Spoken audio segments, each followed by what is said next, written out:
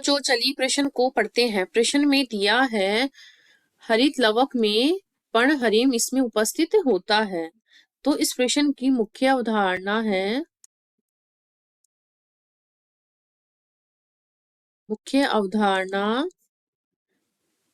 लवक। लवक क्या होता है? ये हमारे पादप कोशिकाओं में तथा कुछ प्रोटोजोआ जैसे युग्लिना में उपस्थित होते हैं। पादप कोशिका में उपस्थित।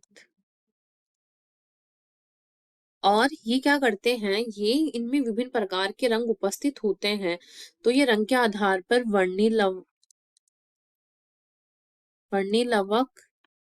अवर्णी लवक और हरित लवक प्रकार के होते हैं। तो हमारे प्रश्न में हरित लवक के बारे में पूछा है। तो हरित लवक क्या होता है? ये हरित लवक क्या होता है? ये दोहरी झिल्ली से आबद्ध होता है। हरित लवक क्या होता है? पत्ती की मध्योत्तक कोशिकाओं में पाया जाता है और ये गोलाकार हरित लवक क्या होता है? गोलाकार चपटा व लेंस के आकार का होता है। लेंस के आकार का होता है और इसकी विभिन्न कोशिकाओं में भिन्न भिन्न प्रकार की इसकी लंबाई होती है। और जो हरित लवक उपस्थित जो क्लोरोफिल होता है, जिससे सूत्रकणिका की तरह जो हरित लवक जो होता है ये भी दोहरी झिल्ली युक्त होता है। दोहरी झिल्ली युक्त होता है। तो इसमें क्या होता है? जैसे कि ये हमारे हरित लवक है, ये दोहरी झिल्ली युक्त होता है।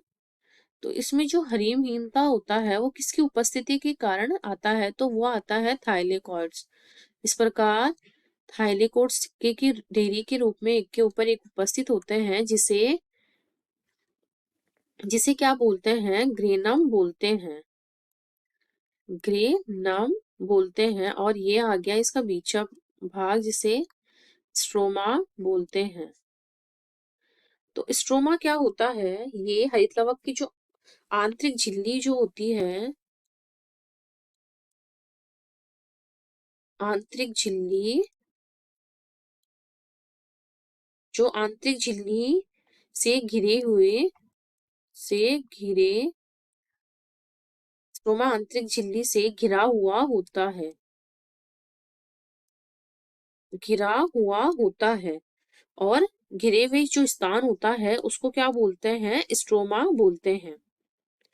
और जो क्या होता है इसमें, स्ट्रोमा क्या होता है? एक थैली के समान संरचना बना लेता है।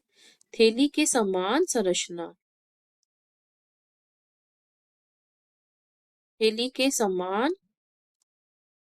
संरचना बनाता है, जिसे थाइलेकॉइड बोलते हैं। जब थाइलेकॉइड सिक्कों के रूप में उपस्थित होता है, थाइलाकॉइड्स जब सिक्कों के रूप में उपस्थित होता है तो क्या होता है? तो ग्रेनम का निर्माण होता है। तो इस प्रकार जो हरित लवक होता है वो हमारे थाइलेकॉइड में उपस्थित होता है। हमारे बाकी के विकल्प कट जाएंगे और हमारा उत्तर हो जाएगा थाइलेकॉइड्स। आशा करती हूँ आपको इस प्रश्न का हल समझ में आया होगा। धन्यवाद।